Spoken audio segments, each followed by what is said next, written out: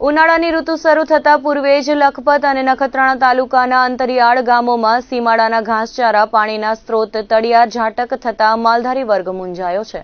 આ બાબતે તાલુકામાં ચાલુ વર્ષે ચોમાસા દરમિયાન પડેલ સારા વરસાદ બાદ કમોસમી વરસાદ પડતા સીમાડાના મોટા પ્રમાણમાં ઘાસચારાને નુકસાન થયું છે। માલધારી વર્ગ જણાવે છે કે છેલ્લા 1 મહિનાથી ઘાસચારા પાણીની મોકાણ થતા પશુઓની હાલત કફોડી બની છે।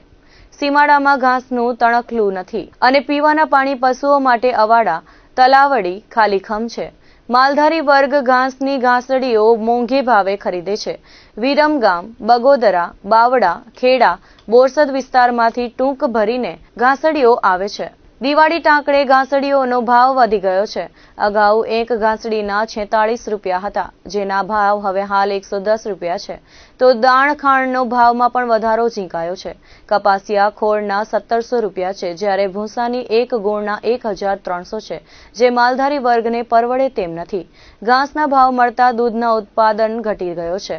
સરકાર વહેલી તકે ઘાસ ડેપો ચાલુ કરે અને રાહત દરે વિતરણ કરે તેવી માંગ ઉઠી છે।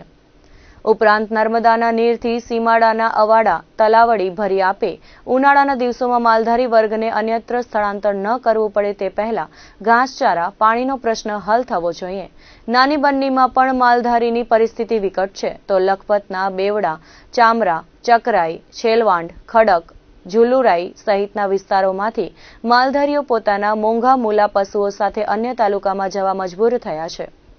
બીજી તરફ સ્વૈચ્છિક સંસ્થાઓ પણ ઉનાળાના પ્રારંભે આ બંને તાલુકાના અંતરિયાળ વિસ્તારોમાં ટીમ દ્વારા સર્વે કરી જ્યાં જ્યાં પાણી ઘાસચારાની અછત છે તેની ચકાસણી કરીને ત્યાં ઢોરવાડા કેટલ કેમ્પ ખોલે તો માલધારીને રાહત થઈ શકે। સરકાર તાકીદે આયોજન ઘડી કાઢે તેવી માલધારી વર્ગમાં માંગ ઉઠી છે।